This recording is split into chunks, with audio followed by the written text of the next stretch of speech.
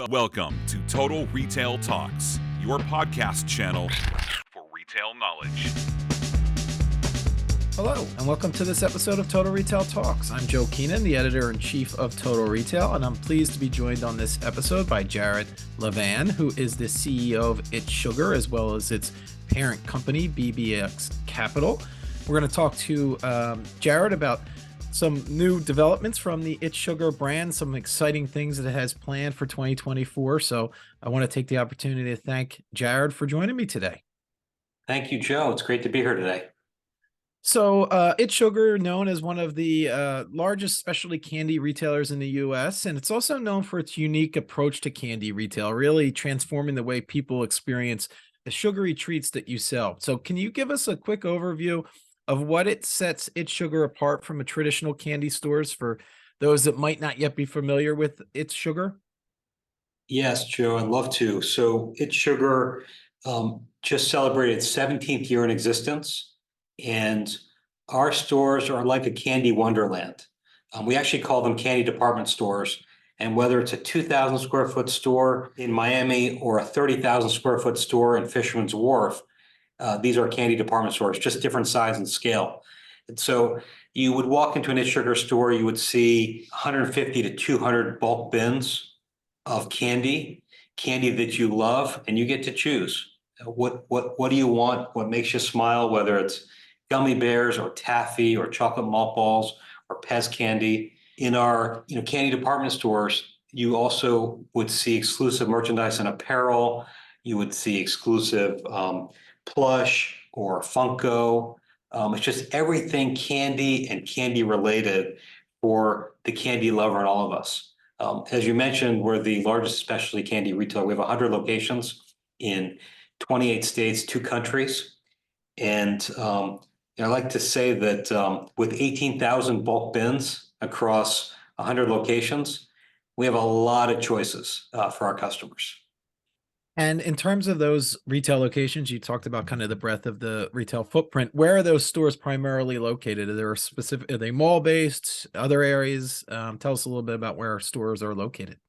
So the stores are located in malls, lifestyle centers, tourist destinations. The ones that that most of our customers would see would be the ones that are in high traffic, high profile tourist destinations: Michigan Avenue, Times Square, Fisherman's Wharf, Atlantic City, Coney Island. You would see Lincoln Road in Miami, Honolulu. We're actually opening in a couple of weeks a 20,000+ square foot store in Bayside, Miami, right in downtown. So, if you're on vacation, you're likely to see an It's Sugar store.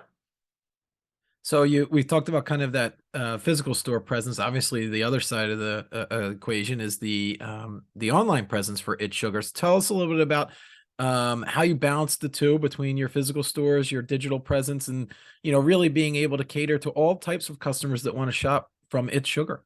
Yeah, the itssugar.com presence is really a support to our brick-and-mortar stores, because our customers would have walked through one of our stores and they would have seen a product that they love, and then they'll start to follow us. So just to give you an example, this week we launched the exclusive Funko Pop Oreo. They may have bought the Funko Willy Wonka, which came out a couple weeks ago. They may have bought the Funko Reese's. They may have bought the exclusive Funko Sour Patch Kid, and they're now waiting for the next one. If they can't get to a store, they go online and they buy that online.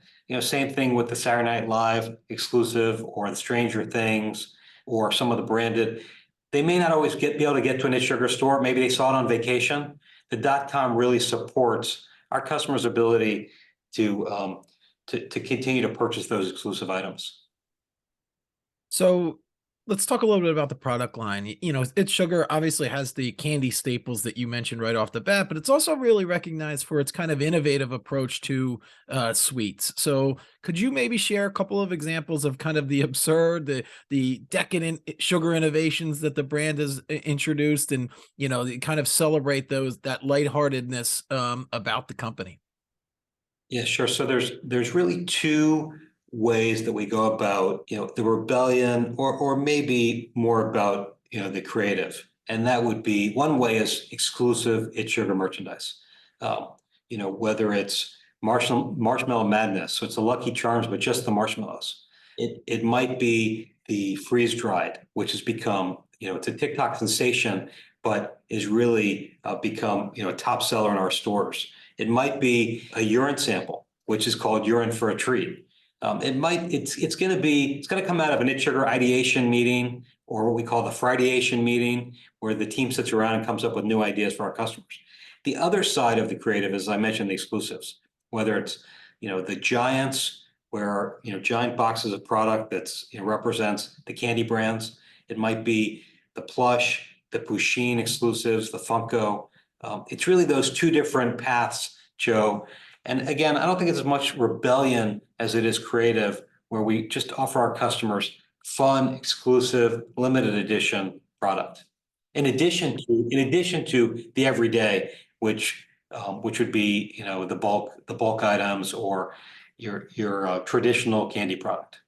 Yeah, and I was going to ask, in addition to your in-house creative team and thinking about this, do customers kind of present you with ideas and feedback, and how does that factor into it? It seems like a very fun category, and you're probably getting especially in your stores, you're getting these interactions with customers, taking ideas from them. Does that play a role in it as well, Jarett? So I wish that we were creative enough to come up with every idea, but of course that's never going to happen. Our brands, the brands we work with, the candy brands, the major candy brands, they come up with a lot of great ideas, and we're a vehicle to implement, many of those ideas. And then a lot of it comes from social media. We find things on TikTok that's a new product sensation. One example, as I mentioned, is freeze dried. Freeze dried. We all know, we've all seen, especially those of us from Florida at the Kennedy Space Center. We've seen the freeze-dried ice cream that the astronauts eat. But we found on TikTok, freeze-dried Skittles and gummy bears and gummy worms and Starburst, and we launched that in our stores, and our customers love it. And we didn't come up with that idea, but our team found it, and it was an opportunity to to introduce it onto the It Sugar shelves. Yeah, it's a great example. As we mentioned earlier, It Sugar is a subsidiary of BBX Capital, which you're also the CEO of. So talk a little bit about how this brand, It Sugar, fits into that broader portfolio of BBX Capital, and how that relationship really can benefit the brand and It Sugar's customers. So BBX Capital is a diversified holding company. In addition to making and selling candy, we also make and sell barn doors. We also are a real estate developer. We develop and build apartments. But in the It Sugar vertical in the portfolio, it sits under an entity called BBX Sweet Holdings.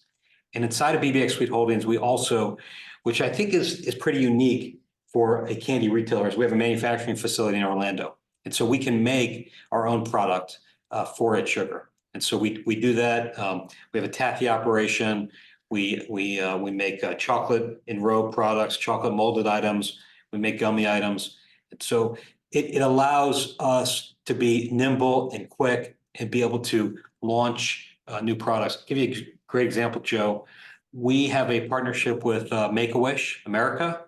It Sugar has donated over $1 million to Make-A-Wish through selling lollipops and also other products. We are launching for Valentine's Day a Valentine's Make-A-Wish Oreo, and for $1, and the proceeds go to Make-A-Wish. And that is produced in our factory in Orlando.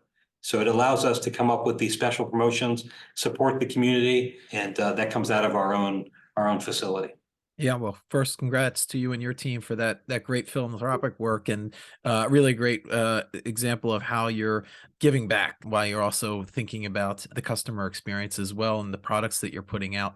So as we record this interview in the second week of January, at a time when, the beginning of the year, there's always New Year's resolutions, living healthier, living well, health and wellness is a front of mind. Health consciousness is obviously an important topic. So how does It Sugar kind of navigate the challenge of providing all of these delicious, indulgent sweets and treats that we've been talking about, while also keeping in mind the changing preferences of consumers as they think about their overall health? I don't think that anybody sets a New Year's resolution that says, I'm not going to eat candy this year. And I don't think anybody sets a resolution that says, I'm going to eat more kale salad this year. I think what they say is, I want to eat my favorite candy in moderation. And I think that's great. And we support that. So, visit an It Sugar store, find the things that work for you, and eat your favorite candies in moderation. So when you think about It's Sugar's vision for the future, can you talk about upcoming plans or initiatives that the company is excited about? What are some of the things you just mentioned, that something that just came out this week, the Funko Oreo product that is now available? Tell us about other things that you have in the works as you think about 2024 and what you can bring to market and improve upon at It's Sugar. So, Joe, I know that your listeners can't see this, but I'm holding the Funko exclusive Oreo, and we'll come up with more exclusives with Funko, with Pusheen, and with other brands, and that's something that we're very excited about, to come up with these exclusives and be able to present them and deliver them to our customers. The other thing is that we're opening more stores. I mentioned a 20,000 square foot candy department store in downtown Miami, near the port of Miami. We have another very large format candy department store opening later this year. And then, last year we opened 25 stores. We will open north of 20 stores this year. And so the team is very excited about that. This past year, we opened our first store in Washington State. A couple of years ago, we opened our first store in Canada. And so entering new markets is very exciting for our team. And it's great to be able to deliver on the It Sugar brand into new markets. Those new markets, you mentioned Canada, obviously a significant presence here in the US. Other international markets in the roadmap, maybe not this year, but down the line, where do you think about potential growth in terms of maybe even outside North America? No, right now, as the largest specialty candy retailer in North America, we're sticking to that. We think there's a lot of opportunity here in North America. We have 2 stores in Hawaii. I think there's more opportunity in Hawaii. Definitely, we have 1 store in Canada. Definitely lots of opportunity. There's half the country that in which we don't have stores yet, and then South America. So I think we have plenty of runway ahead of us. So as we think about the category and It's Sugar, how do you kind of envision marketing and engaging with your customers? You're creating sort of this content, these experiences to create a sense of joy and excitement around the products, and the brand as well. And that happening both in your physical locations, but also customers that are coming to itsugars.com site. So I want to focus for a moment on the physical location. You're standing on a street corner. You're in New York. You're walking through Times Square. You pass these big windows. You see the doors open and product in the window that catches your eye. You walk in. You see thousands of square feet of candy, 250 bulk bins. You're listening to 80s music, and an It Sugar employee walks up to you and says, "Can I offer you a sample of candy?" And you have now 250 choices of which to choose from. And that's the experience. It is, as I said, as we started, it is really a candy land, playground of candy options for our customer. And the best experience for It Sugar, .com will give you the products that you're looking for and you want to buy. But the best experience will be standing in the middle of an It Sugar store and just look around, and it's an escape. It brings you back to your childhood. It brings you back to maybe watching SNL this past Saturday night.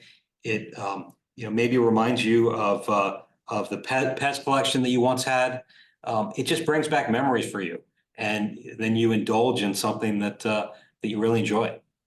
And that indulgence and that fun, I guess it's across, your customer. I'm thinking about your customers, and it's obviously kids, but it also extends later into life. I mean, you really don't have I would imagine, like a core target customer, do you? It's kind of, like I said, across genders, across ages. Tell us a little bit about the customer. Our customer is anyone who loves to laugh. It's anyone who loves candy. If a grandparent walks in with a grandchild, and actually, I was in a store last week, a grandmother was there with her 2 grandchildren, and all 3 of them had product in their hand. And there was enough selection for the grandmother and each of the two grandchildren to pick something that was meaningful to them. Yeah, that's a great example of the variety of product too that you've mentioned that you're offering. So, and kind of fulfilling the experience for all types of customers. So, I want to take the opportunity to thank Jarett Levan again, who is the CEO of It's Sugar, as well as its parent company BBX Capital, for joining us on this episode of Total Retail Talks. Thanks for the time, Jarett. Thank you, Joe. This was a lot of fun. I appreciate it. Thanks for listening. For more information on this podcast, please check out our podcast channel page at mytotalretail.com/podcasts for show notes. Total Retail Talks is available on Apple Podcasts, Google Podcasts, Stitcher, and Spotify. Make sure to subscribe on our podcast channel page as well. If you've enjoyed this episode, please take a few moments to rate and review this podcast. Thanks, and until next time, this has been Total Retail Talks.